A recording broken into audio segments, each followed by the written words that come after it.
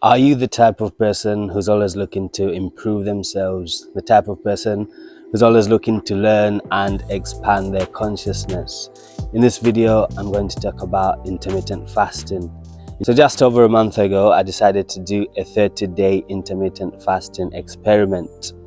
And I decided to document my progress just to see how everything is going and whether I could find improved discipline, improved clarity, improved focus, and just to ask how good it is as a tool for self-improvement.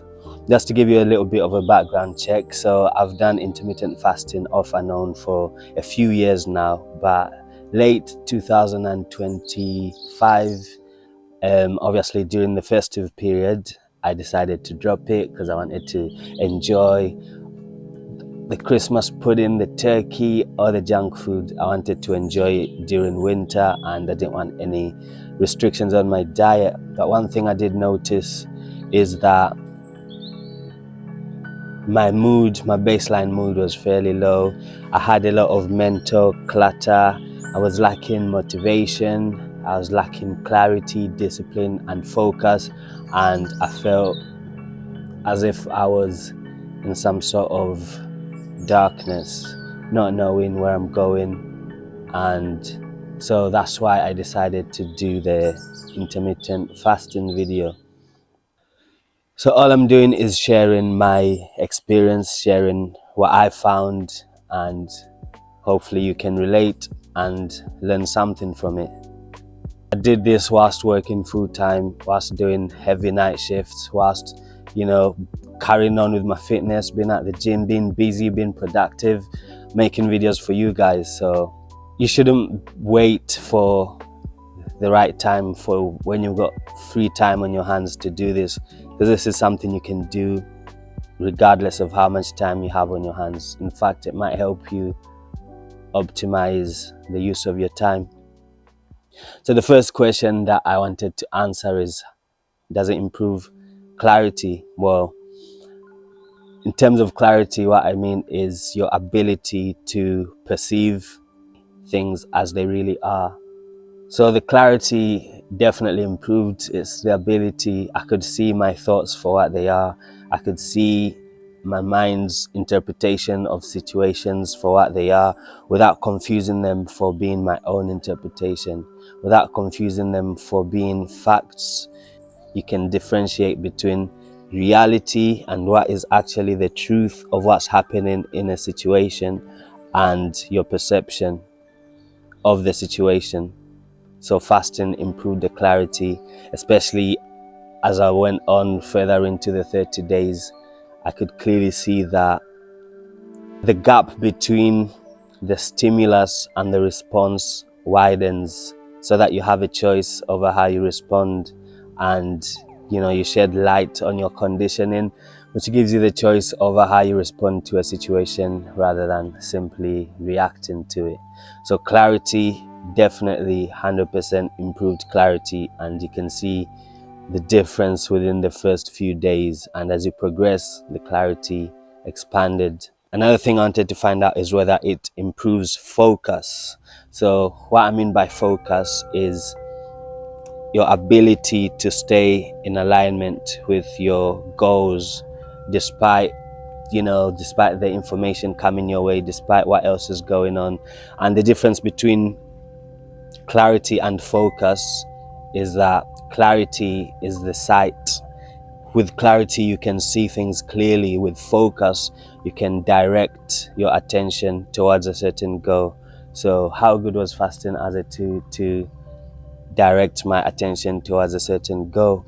Well, as I've said plenty of times in my other short videos, fasting acted as a foundation, and as a foundation for other spiritual practices. Because I'm fasting, I feel it's easier for me to meditate, it's easier for me to exercise, it's easier for me to eat healthier. I can meditate because the fasting has given me the clarity, and I can see that meditation will be beneficial, and I know I have a goal in mind, which means I have the clarity to stay focused. I know I have a goal in mind and I'm able to focus on it. because fasting is there in the background as a reminder that I'm on a journey. It helped me stay focused. So to put it simply without waffling, yes, 100% intermittent fasting improved focus. And as I said before, I started the intermittent fasting journey, I felt that I was losing focus to my goals, my direction, and where I wanted to go. Everything seemed so scattered, but fasting was a really good way to keep everything grounded and focused. Aim, scope.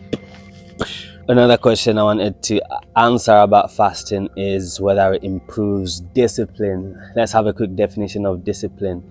In my definition in this context, discipline is your ability to take the necessary action despite the conditions of your mind, despite the outside conditions.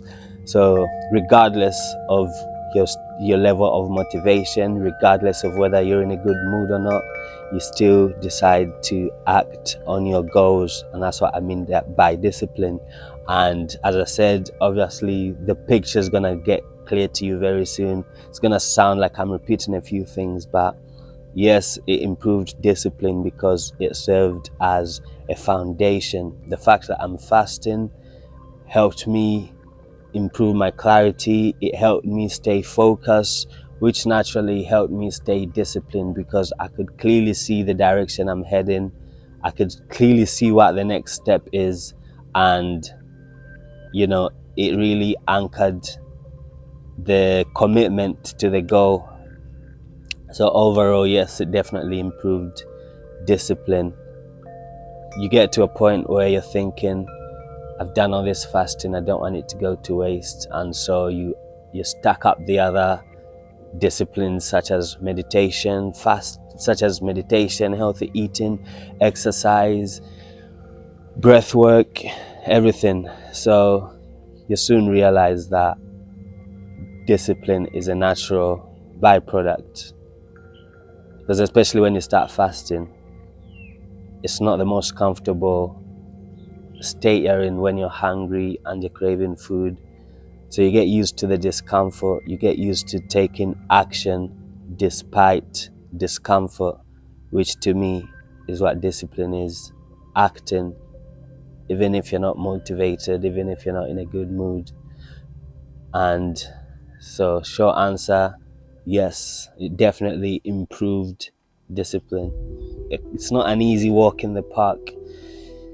One of the downfalls is that it might be antisocial because you might be in a social situation, you might be with friends or family, and it's time to eat, or you get invited to go out for dinner, but you can't because it's not during your fasting window. So you have a decision to make. Do you turn down the invite, turn down the offer, risk appearing rude or inconsiderate in order to stick to your plan?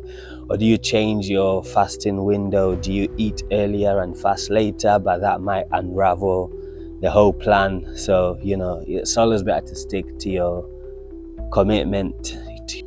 Another downfall is that, especially when you first start fasting, as you get towards the end of your fasting window, so say you're 14 hours into the fasting, emotional regulation can become difficult.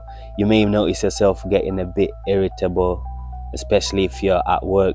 A lot of the time I was fasting, well, I still am, but during the 30-day window, a lot of the time when I was fasting, I was at work, and there might be stressful situations, there might be one or two annoying things, and if you're deep in your fast and you're starving, that could decrease your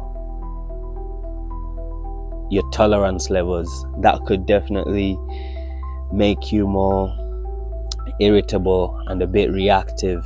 So that's something to look out for, especially in the early days of fasting. But as you get used to it, as you get deeper in the journey, you start to notice that you're not as irritable, because the gap between the stimulus and the response has widened, and you have more of a choice. But it's something to look out for. You definitely observe it.